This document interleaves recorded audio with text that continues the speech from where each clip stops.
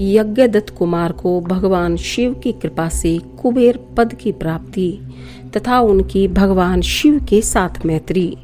सूत जी कहते हैं, मुनीश्वरों, ब्रह्मा जी की यह बात सुनकर नारद जी ने विनय पूर्वक उन्हें प्रणाम किया और पुनः पूछा, भगवान, भक्त वत्सल भगवान शंकर कैलाश पर्वत पर कब गए और महात्मा कुबेर के साथ उनकी मैत्री कब हुई? परिपूर्ण मंगल विग्रह महादेव जी ने वहां क्या किया, यह सब मुझे बताइए। इसे सुनने के लिए मेरे मन में बड़ा कौतूहल है। ब्रह्मा जी ने कहा, नारद सुनो, चंद्रमौली भगवान शंकर के चरित्र का वर्णन करता हूँ। वे कैसे कैलाश पर्वत पर गए और कुबेर की उनके साथ किस प्रकार मैत्री हुई, यह सब सुनाता हूँ। काम्पिल्य नगरी में यज्ञदत्त नाम से प्रसिद्ध एक ब्राह्मण रहते थे, जो बड़े सदाचारी थे। उनके एक पुत्र हुआ जिसका नाम गुणनिधि था। वह बड़ा ही दुराचारी और जुआरी हो गया था। पिता ने अपने उस पुत्र को त्याग दिया। वह घर से निकल गया और कई दिनों तक भूखा भटकता रहा। एक दिन वह नैवेद्य चुराने की इच्छा से एक शिव मंदिर में गया। वहां उसने अपने वस्त्र को जलाकर उजाला किया, यह मानो उसके द्वारा भगवान शिव के लिए दीपदान किया गया। तत्पश्चात वह चोरी में पकड़ा गया और उसे प्राण दंड मिला। अपने कुकर्मों के कारण वह यमदूतों द्वारा बांधा गया। इतने में ही भगवान शंकर के पार्षद वहां पहुंचे और उन्होंने उसे उनके बंधन से छुड़ा दिया। शिवगणों के संग से उसका हृदय शुद्ध हो गया था, अतः वह उन्हीं के साथ तत्काल शिवलोक में चला गया। वहां सारे दिव्य भोगों का उपभोग तथा उमा महेश्वर का सेवन करके कालांतर में वह कलिंग राज अरिंदम का पुत्र हुआ। वहां उसका नाम था दम। वह निरंतर भगवान शिव की सेवा में लगा रहता था। बालक होने पर भी वह दूसरे बालकों के साथ शिव का भजन किया करता था। वह क्रमशः युवावस्था को प्राप्त हुआ और पिता के परलोक गमन के पश्चात राज सिंहासन पर बैठा। राजा दम बड़ी प्रसन्नता के साथ सब और शिव धर्मों का प्रचार करने लगे। भोपाल दम का दमन करना दूसरों के लिए सर्वथा कठिन था। ब्राह्मण समस्त शिवालयों में दीपदान करने के अतिरिक्त वे दूसरे किसी धर्म को नहीं जानते थे। उन्होंने अपने राज्य में रहने वाले समस्त ग्राम अध्यक्षों को बुलाकर यह आज्ञा दे दी कि शिव मंदिर में दीपदान करना सबके लिए अनिवार्य होगा।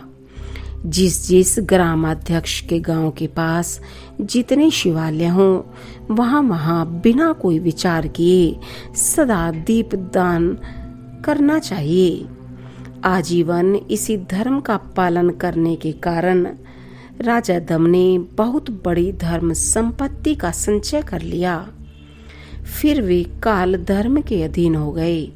दीपदान की वासना से युक्त होने के कारण उन्होंने शिवालयों में बहुत से दीप जलवाए और उसके फलस्वरूप जन्मांतर में वे रत्नमय दीपों की प्रभा के आश्रय हो अलकापुरी के स्वामी हुए। इस प्रकार भगवान शिव के लिए किया हुआ थोड़ा सा भी पूजन या आराधन समय अनुसार महान फल देता है। ऐसा जानकर उत्तम सुख की इच्छा रखने वाले लोगों को शिव का भजन अवश्य करना चाहिए। वह दीक्षिता का पुत्र, जो सदा सबके अधर्मों में ही रचा पचा रहता था, देव योग से शिवालय में धन चुराने के लिए गया और उसने स्वार्थवश अपने कपड़े को दीपक की बत्ती बनाकर उसके प्रकाश से शिवलिंग के ऊपर का अंधेरा दूर कर दिया। इस सत्कर्म के फलस्वरूप वह कलिंग देश का राजा हुआ और धर्म में उसका अनुराग हो गया। फिर दीप की वासना का उदय होने से शिवालयों में दीप जलाकर उसने यह दिक्पाल का पद पा लिया। मुनीश्वर देखो तो सही, कहाँ उसका वह कर्म और कहाँ यह दिक्पाल की पदवी जिसका यह मानव धर्म प्राणी इस समय यहाँ उपभोग कर रहा है। तात, यह तो उसके ऊपर शिव के संतुष्ट होने की बात बताएगी। अब एक चित्त होकर यह सुनो कि किस प्रकार सदा के लिए उसकी भगवान शिव के साथ मित्रता हो गई। मैं इस प्रसंग का तुमसे वर्णन करता हूँ। नारद, पहले के पद्मकल्प की बात है। मुझ ब्रह्मा के मानस पुत्र पुलस्त्य से विश्रवा का जन्म हुआ और विश्रवा के पुत्र वैश्रवण कुबेर हुए। उन्होंने पूर्व काल में अत्यंत उग्र तपस्या के द्वारा त्रिनेत्रधारी महादेव की आराधना करके विश्वकर्मा की बनाई हुई इस अलकापुरी का उपभोग किया।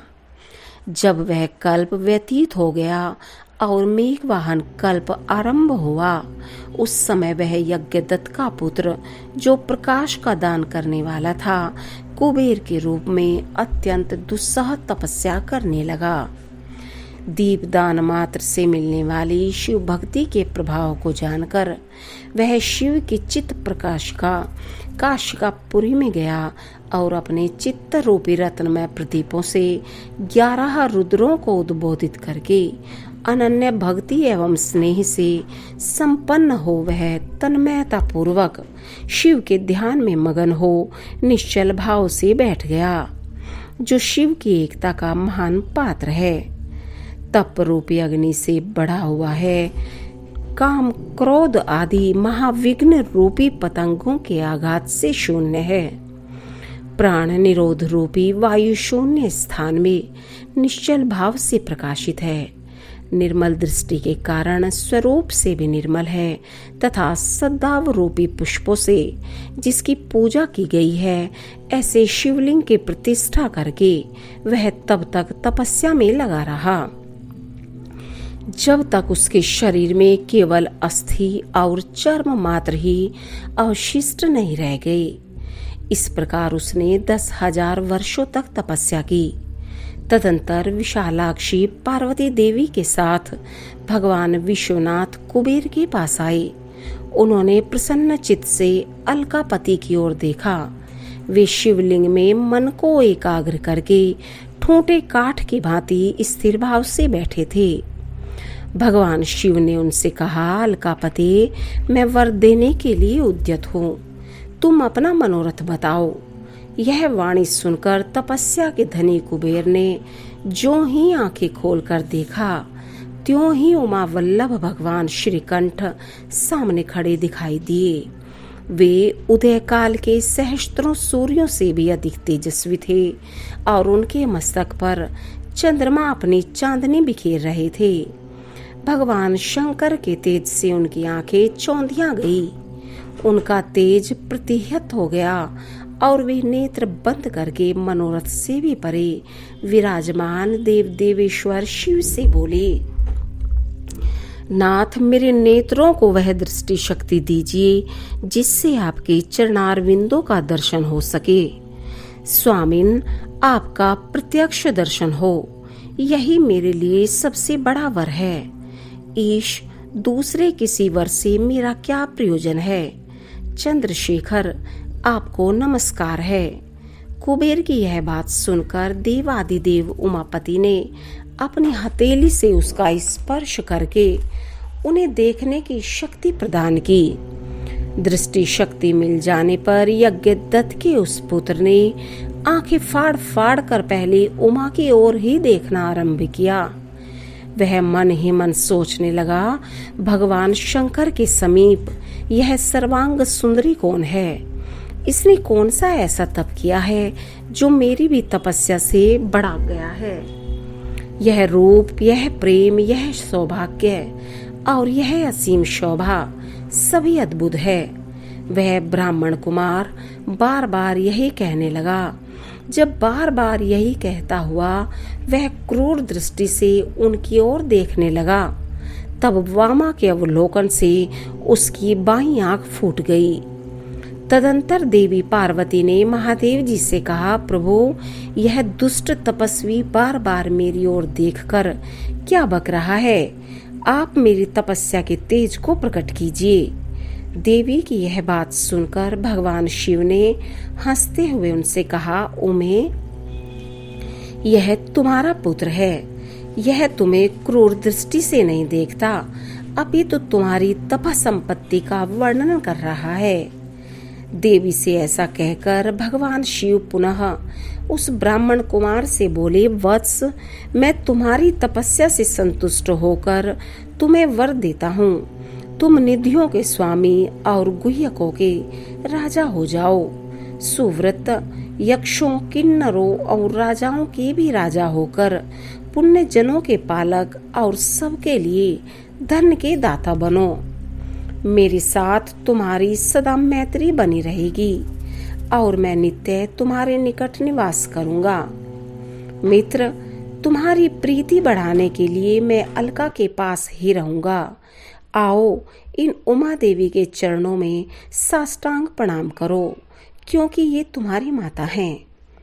महाभक्त यज्ञदत्त कुमार, तुम अत्यंत प्रसन्न चित्त से इनके चरणों में गिर जाओ। ब्रह्मा जी कहते हैं, नारद, इस प्रकार वर देकर भगवान शिव ने पार्वती देवी से फिर कहा, देवेश्वरी, इस पर कृपा करो।